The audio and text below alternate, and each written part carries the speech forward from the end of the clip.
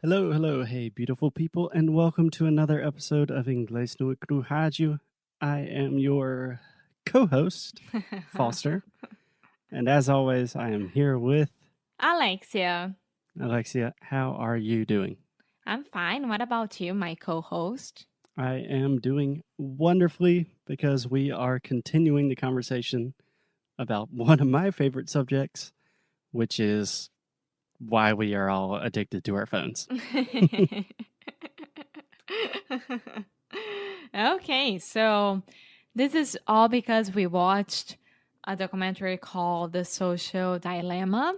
And if you missed our two last episodes, please stop right now, go back, and listen to those. Yes, this week's podcast was inspired first by one of our students. Bruno asked a question about Hey, this, Bruno.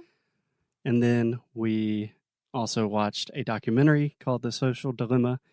So if you're just starting today, I would recommend listening to Monday's episode and then yesterday's episode, and things will probably make a little bit more sense. Yeah, for sure. Okay, so in the last episode, Alexia, we were talking about the documentary The Social Dilemma and how they present in the documentary these two really big problems.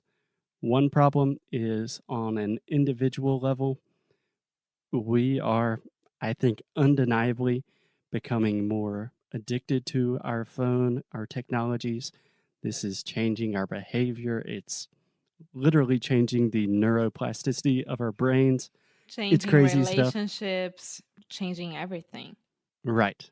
And then on the other hand, you have ways it's changing the world. It's changing the way we think about truth and politics and geopolitical problems.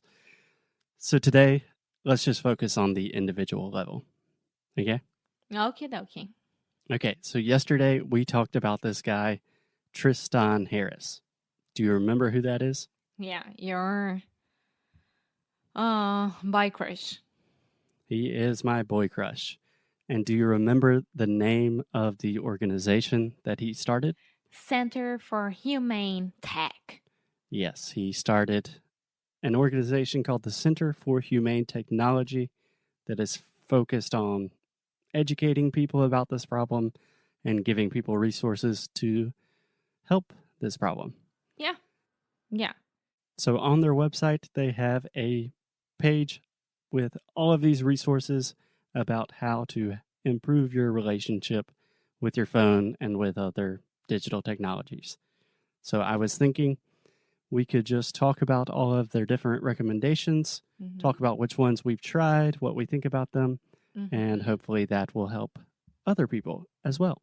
Yeah, let's do it. Okay, so you kind of mentioned this one the other day, but recommendation number 1 is turn off all notifications except from people. Yes. And I would say even more here. um WhatsApp groups, turn off those as well. Oh, God, yes. Yeah, so I think you mentioned this.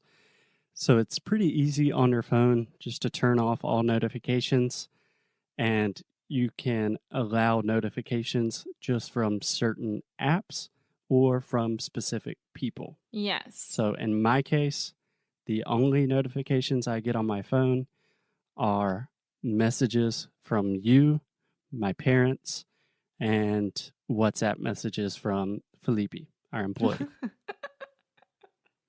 Well, Felipe, you are that important. Yes. Yeah, I have all my WhatsApp groups on mute. I have all notifications from Instagram, TikTok, Facebook, and Messenger all turned off as well. I don't have any Gmail notifications as well. Nothing. And it's been like that for the last 2 years and a half, I think. And how would you say that experience has been for you? So much better. Especially when, for example, you go out to a park and you're not paying attention on your phone at all, and then you grab your phone just to, I don't know, maybe call you, for example, to show your buddy walking around the park, and you don't see any notification, even though there is a new email, even though there is a new notification from Facebook or whatever. And it's amazing because you don't have the need to watch, to see what's going on. Yeah, precisely. I think this is probably the easiest thing that everyone can do that will have the biggest benefit. I cannot tell you how much of a difference it's made in my life. If you think about notifications, what happens when you get a notification? First, your phone will make a noise or it will vibrate, and then you look at your phone and it has a little red dot that says like 2 new notifications. These are literally designed to capture your attention. It's just like being in a casino. It's like, hey, look at me. There's something you need to see right now. And removing that really, really is a game changer. And the last thing that I would say is start archiving your WhatsApp chats. I've been doing this for the last year, and I don't have any WhatsApp chat opened on my WhatsApp at all. Right. So when you open your WhatsApp, you only have perhaps your most recent conversation. No, the new ones. I don't even have like my dad or you. Everything is on archive. Only comes something new, it goes to the main page, and then I answer that and I archive instantly. Yeah, I think that's great advice. So just to illustrate what, like, one of the most common objections that people say is like, but I need notifications for work or for family or for whatever. And I've personally seen this in my mother more than anyone. So last year, earlier this year, my grandfather passed away. But for the last year and a half, my mom was always dealing with stuff with my grandparents. So she was always on her phone. She had notifications, sounds all of the time, like in case of an emergency, right? Mm-hmm. I get that. I totally get that. I totally get that. That would be my only exception. Yeah, but even in extreme circumstances, now I can see in my mother, like if you hear her phone, it's like ding ding, there's a new message. She literally comes running from the other room and checks it. And 99% of the time, it's like a sales promotion from a clothing store or something. I mean, what I have to say about this, because I've been there as well because of my mom, bad news will make sure to get to you. That's for sure. So you won't be getting bad news by WhatsApp. They will call you, right? And nowadays I get it. But when you are in a time of emergency, I would like my phone even blinking if I could. Yeah, I totally get that in exceptional situations. I would almost add to your idea that bad news will get to you. I think all news that you need to know, you're going to learn about it, right? If there is like a really bad storm and you don't have your phone to constantly check the weather app, you're going to see the storm, or you're going to talk to a friend and they're like, hey, it's going to rain. These things are going to arrive to you sooner than later. So you don't need your phone constantly saying like, hey, hey, hey, hey. Yeah.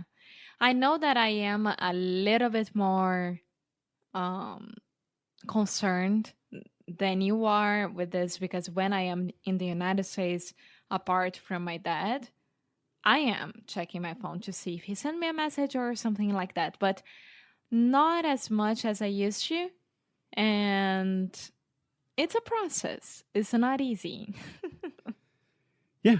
I mean, So, two things. Number one, you can configure your phone, you can change the settings so you only receive those important notifications, Mm-hmm. right? So, you know that if you get a notification on your phone, it's from your dad. Yeah. That helps a lot. Yeah. And you have to rehabilitate yourself to do that. So it's a process. Nowadays, I'm much better with it. And to be honest, Apple Watch helps. Yeah. So, just from my personal experience, when I turned off all notifications for my email, like in the past, when we were first starting Inglês no cru, I was always like, okay, is a student trying to talk to me? Do I need to see something on my email?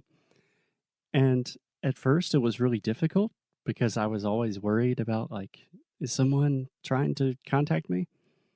But nowadays, if I think, I haven't checked my email in a couple of hours, most of the time, I look at it and there's nothing important. Yeah. And if it's urgent or important, I'll let you know. So, Exactly. So I think that is step number one for everyone. Turn off all notifications on your phone, except from real people. You do not need to be notified if someone says something on Instagram or Facebook, or if like a new sports team did something. You can get that information without your phone telling you immediately.